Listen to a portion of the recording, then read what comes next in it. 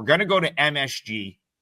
Great doubleheader in New York City tomorrow as part of the Jimmy V Classic. And let's start with the sort of night game first, the bigger matchup first.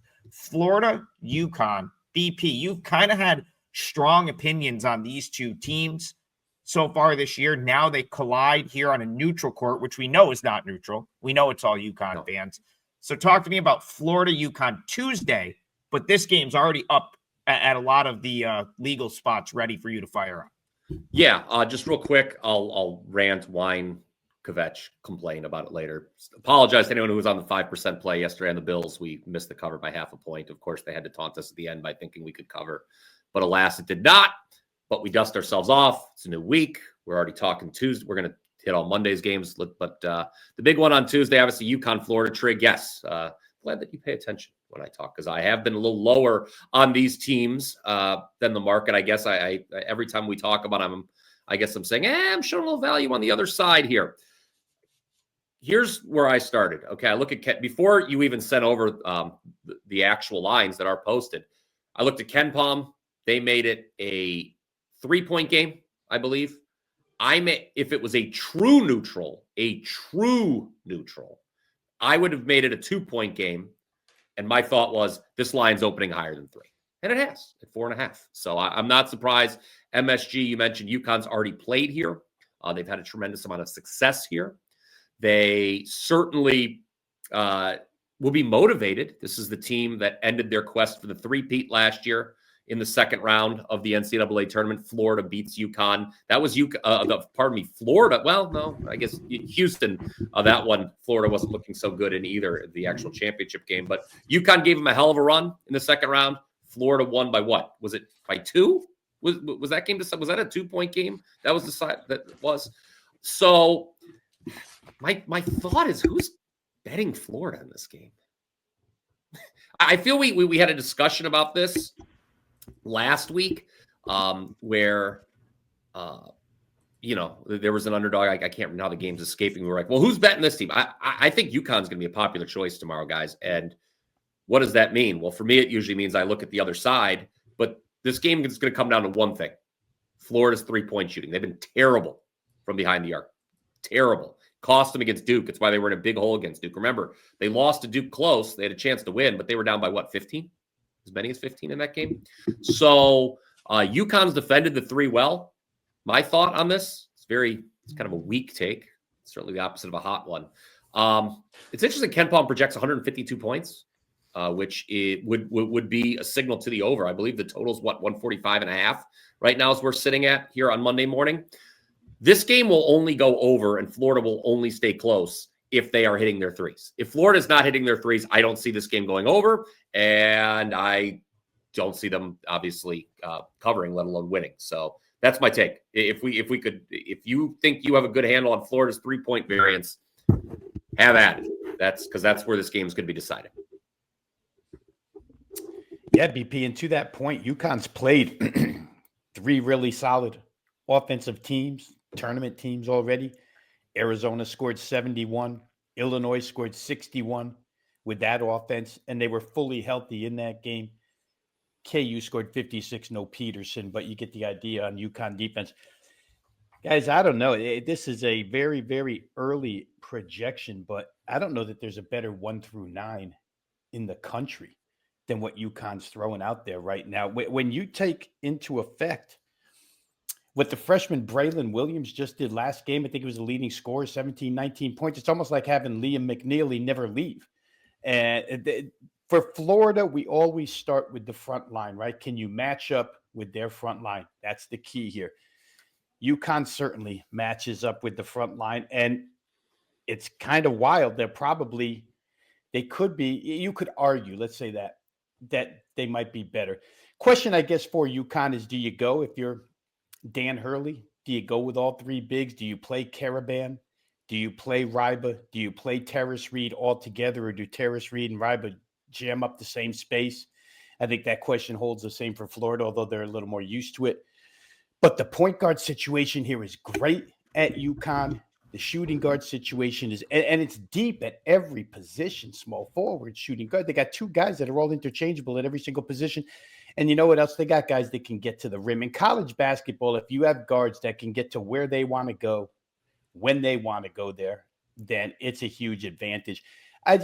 Florida's a good team, and we're harping early this season on their backcourt not being Walter Clayton.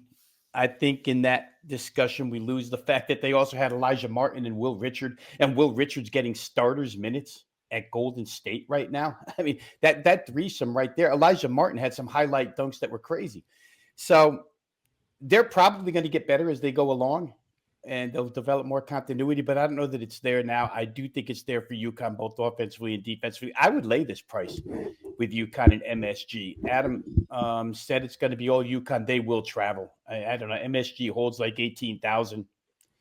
They'll put 15,000 Husky fans in that place without fail. So to me, I would lay the price. I think, Brian, you're probably on. I actually wish, or no, actually the reverse. I'm happy that the total is that high.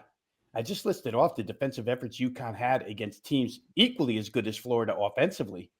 And those games got nowhere close to 151.5, nowhere near close. So probably a look at the under, but definitely a look at UConn here. I think they've both been through the rigors early this season, both played some really tough teams. But when I go personnel and start matching this thing up, UConn's every bit. They do what Florida does best just as well, and then they're better in the backcourt. Real quick, Trig. It's Monday morning. Little math mistake by yours truly that I just want to pick up because people in the comment section may already be yelling. Ken Palm has this projected at 147. I had it at 150. As soon as I saw, I was like, man, he's usually it's usually not that off this weekend. Or pardon me, Ken Palm's usually not that off on a total, and I was like, it's kind of weird. But no, he projects it at 147. And in fact, I just did it wrong, Brian. I'm telling people bet under 151.5 with the number. Well, no, because I had said 152, so 151. So yeah, so there we go. You get the idea. UConn and under if you're me. Yeah, we have lines for this game. 4.5 is what the sort of very popular books. I know we're trying not to say sportsbook names, but the ones that are most popular that are probably on your phone have 4.5 and 146, 145.5, 146 on the total.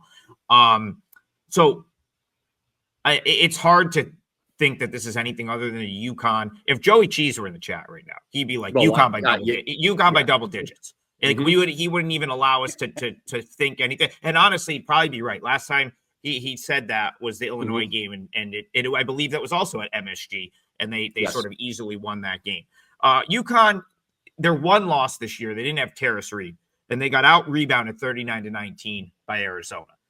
That's probably the only way Florida wins this game or even covers. So to go back to Rob's point, like Hurley doesn't mess stuff like this up. I've said this a million times. Like one of his biggest strengths at UConn is he essentially retains his coaching staff every year. So it's like all these UConn assistants could go and take jobs like in the NEC or in the Patriot League or in the MAC. Like they would be, they would all get jobs instantly as head coaches, but they would rather stay at UConn because they have literally built, I mean, Rob, as you know, they call Storrs the basketball capital of the world. They've literally built like a destination where it's like they're only going to leave for like an elite job at this point. And because of that, he's got this excellent coaching staff. And I trust Dan Hurley won't get it wrong, right? Like go back to the NCAA tournament last year. Dan Hurley had as good of a game plan for Florida as anyone did that whole tournament. And arguably should have, a couple shots fall in that game. Florida's not your national champs. Reed should play. And so to go back to your point, Rob, I do think they go big. That would be Florida's only path to victory here, in my opinion, is being able to dominate up front and win through their bigs. And so I think Hurley will do anything in his power to take that away. You probably look at Demery guarding Boogie Fland, and that's going to leave our guy, Princeton transfer Xavier Lee. Listen, if Xavier Lee can have a day and beat them, I think you tip your cap if you're UConn. I've said this since the beginning of the year. He's shown absolutely nothing. Even last year at Princeton, like I felt like he regressed a little bit last year from the Sweet 16 Princeton team when he was surrounded by better players. If Xavier Lee can go to the Garden and just like ball out and win, you got to tip your cap. I don't see how that happens. And so for that reason, I don't see how Florida covers. What do you think, BP? Yeah, we talked about Florida's 3-point shooting, how woeful it's been. And you guys have both mentioned the offensive glass kind of being a path, really Florida's only path to victory here. And Rob mentioned, and you did too, Trick, how it could be neutralized by UConn. UConn's one of the few teams in the front court that can neutralize it. Florida is number 4 in the country, guys. Just put numbers on this in offensive rebounding percentages. Offensive rebounding is how they got back in that game against Duke. Particularly in the second half, I think they had 13 second chance points in the second half alone. They out rebounded Duke by 11, including 22-11 on the offensive glass. You mentioned Lee. He's not even averaging double figures this year, is he? I mean, he had a horrible game against Duke, 1 for 10 from the field, and he is averaging now 8.4 points per game. And so that's another thing. I mean, can he step up? I mean, there's a lot. I mean, man, the more we talk about this, things almost have to line up perfectly for Florida, it feels like. It's kind of scary how much we're writing them off.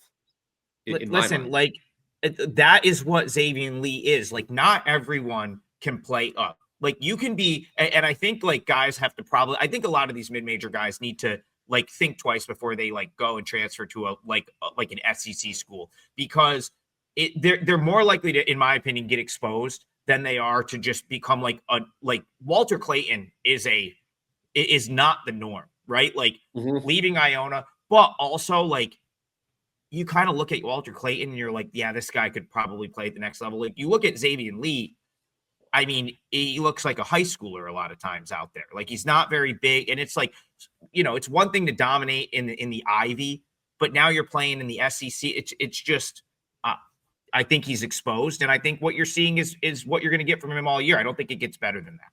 So I would continue to fade. Yeah. Just to reverse what you said about Xavier Lee, and if he has a big game offensively, so be it. I'd worry more.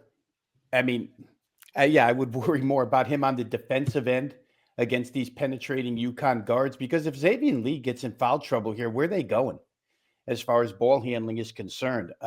Florida, it's going to be a big deal. The UConn backcourt, the pair of point guards, are the leading free throw attempt guys on this team, 63 free throws combined. They'll get to the rim. And I don't know that Todd Golden's going to go to any zone against the UConn Huskies. So I don't know. I'd worry about Lee on both ends, tell you the truth. And if UConn can neutralize the front court. Like I said, I wouldn't be surprised if this 4.5 elevates, guys. If you want to bet it now. You might be seeing 5.5 tomorrow. I was just going to say that, I'm sure we'll just mention the line at least on tomorrow's show, Trig. We'll just kind of come back to this. I'm very interested to see, because the way we're talking, the way the chat's talking, the way that I don't think we're, uncovering, any shocking viewpoints here, what we've been talking about. I think a lot of people are going to look at this matchup and assess it the same way. I think it does stand to reason that over the next 24 hours, UConn will take money. And I think Rob's point's well taken. If you like UConn, I would probably bet them sooner, much rather than later, because this line to me only goes up.